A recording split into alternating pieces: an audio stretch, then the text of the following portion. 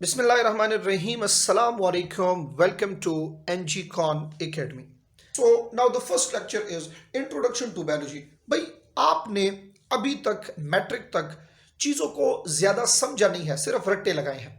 जिस तरह बायोलॉजी की डिफिनीशन को आपने रटा किया है, the word biology has been derived from two Greek word, bio mean life and logy mean study, so the word biology is defined as the study of life. ये एक आपने रट्टा लगाया था मैट्रिक में। मैट्रिक तक आपने रट्टे लगा लिए हैं। अब आपने क्या करना है, अब आपने अपने कंसेप्ट क्लियर करने हैं। क्लियर हो गई ये बात। सो इस पहले लेक्चर में हम दो चीज़ों को एक्सप्लेन करेंगे कि ये बायोलॉजी का वर्ड कैसे आया, इस डेफिनेशन के पीछे कॉन्सेप्ट क्या है, और फिर डिस्कशन करेंगे लाइफ के ऊपर कि लाइफ असल में हमारे पास क्या है। गौर से मेरी तरफ देखते जाएं। Look at the very first thing, for the first time जो वर्ड बायोलॉजी यूज हुआ, ये तो आपके 9th क्लास की बुक में, अगर आप 9th क्लास की बुक उठाएं और उसमें देखें तो वहां पे आपके बुक में पेज नंबर 1 के ऊपर लाइन नंबर 5 के ऊपर एक चीज लिखी होगी कि for the first time world biology को यूज किसने किया, तो 1800 में एक साइंटिस्ट थे जिनका नाम था जीन बैप्टिस्ट डी लामार्क। ठीक है, जीन बैप्टिस्ट डी लामार्क, ये इनका नाम था। अच्छा, यहां ये जीन जे से है। क्लियर? इसको गौर से देखते जाएं। जीन बैप्टिस्ट डी लामार्क, इसने for the first time biology का वर्ड यूज किया। अब याद रखिए, ये जो साइंटिस्ट है ये असल में नेचुरलिस्ट था। कौन था? नेचुरलिस्ट था। अब नेचुरलिस्ट क्या करता है भाई? वो इर्द गिर्द की चीजों को स्टडी करता है। तो इसने कहा मैं जब नेचर को स्टडी करता हूं, अपने इर्द गिर्द की चीजों को स्टडी करता हूं, तो मेरे पास दो चीजें आ जाती हैं। वो दो चीजें कौन सी हैं? हम एग्जांपल ले लेते हैं। सपोज एक हमारे पास नेचर में सराउंडिंग में ये है और दूसरे साइड पे सराउंडिंग में हमारे पास ये है। ये आपको यहां पे ये समझना है कि इसने for the first time biology का वर्ड कैसे यूज किया और क्यों किया। ही सेज जब मैं नेचर को स्टडी करता हूं, इर्द गिर्द की चीजों को स्टडी करता हूं, तो मेरे सामने दो किस्म की चीजें आती हैं। एक ऐसी है जिसमें कुछ प्रॉपर्टीज है। फॉर एग्जाम्पल, ये एक प्रॉपर्टी है, एक किस्म की चीज है जिसमें ग्रोथ हो रही है, और कुछ चीजें नेचर में ऐसी है जिसमें नो ग्रोथ, इनकी ग्रोथ नहीं होती। फिर कुछ चीजें नेचर में ऐसी है जिसकी रिप्रोडक्शन होती है, नंबर्स इनके इंक्रीज होते हैं। बट कुछ चीजें ऐसी है जिसमें रिप्रोडक्शन नहीं होती। कुछ चीजें ऐसी है जिसके नंबर इंक्रीज हो रहे हैं, जिसमें साथ साथ रिस्पायरेशन हो रही है, रिस्पायरेशन हो रही है। और इसी नेचर में कुछ चीजें ऐसी है जिसमें कोई रिस्पायरेशन नहीं हो रही। अब बहुत सारे ऐसे कैरेक्टर्स हैं, बहुत सारे ऐसे कैरेक्टर्स हैं, that is the set of characters जो कि नेचर के कुछ चीजों में है और कुछ में नहीं है। तो for the first time Jean Baptiste D Lamarck ने क्या कहा? ही सेज दैट कि ये जो कैरेक्टर्स जिन चीजों में है उसके अंदर असल में बायो है। उसके अंदर क्या है? बायो है। अब वो तो चूंकि ग्रीक लैंग्वेज यूज कर रहा था, तो हम क्या कहते हैं भाई? हम कहते हैं the word bio actually means life. तो ही सेज के जिसके अंदर ये कैरेक्टर्स है उसमें बायो है, यानी हमारी जुबान में लाइफ है, और जिसमें ये कैरेक्टर्स नहीं है उसमें लाइफ नहीं है। क्लियर हो गई ये बात? बायो नहीं है। अब जो सेकंड ये टर्मिनोलॉजी पूरी करने के लिए ये वर्ड है लॉजी। तो इसका मतलब क्या है? इसका मतलब है स्टडी, इसका मतलब है डिस्कशन, और इसका एक और मतलब है नॉलेज अबाउट समथिंग। क्लियर हो गई ये बात? अब देखिए भाई, आसान है। डेफिनेशन कैसे बन गई हमारे पास? The study of life is called biology. तो आपको ये याद होना चाहिए, for the first time world biology किसने यूज किया? जीन बैप्टिस्ट डी लामार्क ने यूज किया, जो कि एक नेचुरलिस्ट था। और इसका बेस क्या था? Base is a character which differentiate between living and non living. Clear हो गई ये बात? तो 1800 में फॉर द फर्स्ट टाइम इसने ये वर्ड यूज किया। अब हमने ये डिफिनीशन तो सीख ली है, डिफिनीशन तो हमारे सामने आ गई है, और वो डिफिनीशन क्या है?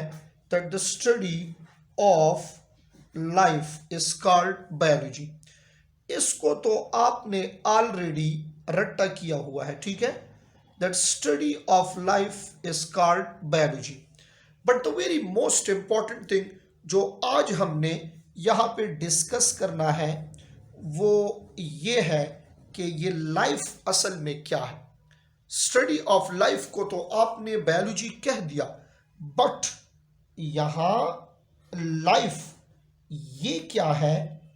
अब क्वेश्चन ये बनता है, देखिए लिविंग वर्ल्ड में अगर आप देखें तो दो किस्म की चीजें हैं, living and non living. Living की स्टडी जो है ये बायोलॉजी में कर रहे हैं, नॉन लिविंग वो उसके लिए अदर मटेरियल साइंसेस जो है वो है, जिस तरह फिजिक्स वगैरह।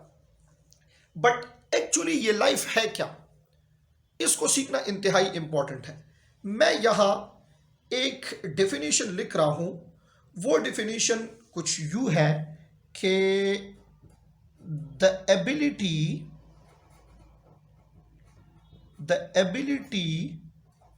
of protein synthesis, the ability of protein synthesis is called life। भाई बहुत आसान है, जो भी क्रिएचर अपने लिए खुद प्रोटीन बना सकता है उसको क्या कहेंगे? उसको लाइफ कहेंगे, लिविंग कहेंगे। और जो क्रिएचर खुद प्रोटीन नहीं बना सकता उसको आप लिविंग नहीं कह सकते, उसको लाइफ नहीं कह सकते। क्लियर हो गई ये बात? तो the ability of protein synthesis is called life. एक और डिफिनीशन यहां पे लिख रहा हूं, वो ये है कि the functioning of 3 types of RNA, जब तीनों आरएनए फंक्शनल होंगे, messenger RNA which carry information from DNA to ribosome, then transfer RNA which carry amino acid from cytoplasm to ribosome, और ribosomal RNA which make the structure of ribosome। जब ये तीनों RNA functional होंगे तो actually इसका मतलब ही यही है कि तीनों आरएनए फंक्शनल होने से जो प्रोसेस होगा वो होगा the process of protein synthesis. So main बात यही है कि the ability of protein synthesis is called life. भाई आसान है, उस चीज को आप लिविंग कहेंगे जो अपने लिए प्रोटीन बना सकता है, जिसमें प्रोटीन सिंथेसिस की एबिलिटी हो, जिसमें ना हो वो प्रोटीन नहीं बना सकता, तो वो लिविंग नहीं होगा। अब लिविंग के लिए एक चीज सीख लें कि प्रोटीन सिंथेसिस इसके अंदर कब होगी। लिविंग के अंदर किसी भी चीज का लिविंग होना, किसी भी चीज का प्रोटीन सिंथेसिस करना, इसके लिए the most important thing that creature will must have DNA and RNA, कि उस बॉडी के अंदर, उस सेल के अंदर डीएनए एंड आरएनए दोनों एट अ टाइम होंगे। Because DNA will transfer from parents to offspring, जिसमें जीन्स होंगे, जिस डीएनए के एक पार्ट को जीन कहते हैं, और फिर इस जीन की एक्सप्रेशन के लिए तीनों आरएनए का होना जरूरी है। तो ये 3 आरएनए मिलके इस डीएनए में जो कोड्स है उसको एक्सप्रेस करेंगे और इससे क्या बना देंगे? प्रोटीन बना देंगे। देखें, हम वायरस को क्यों लिविंग नहीं कह सकते? बहुत सिंपल सी बात है, वायरस को हम लिविंग नहीं कह सकते। Virus is on the border line, virus is on the border line between living and non living. Virus living और नॉन लिविंग के बॉर्डर लाइन पे है। क्यों बॉर्डर लाइन पे है?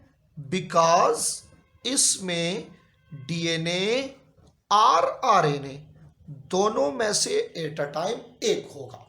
बात क्लियर हो रही है? लिविंग में डीएनए एंड आरएनए, और बॉर्डर जो डीएनए और आरएनए हुआ तो ये बॉर्डर लाइन पे। तो वायरस को इनसाइड द लिविंग लिविंग इसलिए कहते हैं। गौर करें, यहां पे आसान सी चीज आपको समझा रहा हूं। ये वायरस जब इनसाइड द होस्ट होगा, वायरस जब इनसाइड द होस्ट होगा तो इसको फिर आप लिविंग कह सकते हैं। क्यों?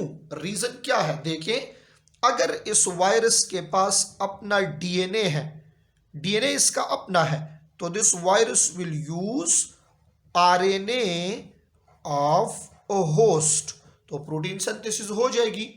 और वायरस के पास अगर आरएनए अपना है तो this virus will use DNA of host, तब भी प्रोटीन सिंथेसिस हो जाएगी। तो भाई virus inside the living living होगा और आउटसाइड द लिविंग ये लिविंग नहीं होगा। What is the reason? क्योंकि virus inside the living protein synthesis कर सकता है और आउटसाइड द लिविंग होस्ट ये प्रोटीन सिंथेसिस नहीं कर सकता। क्लियर हो गई ये बात? This is about introduction to biology and introduction to life.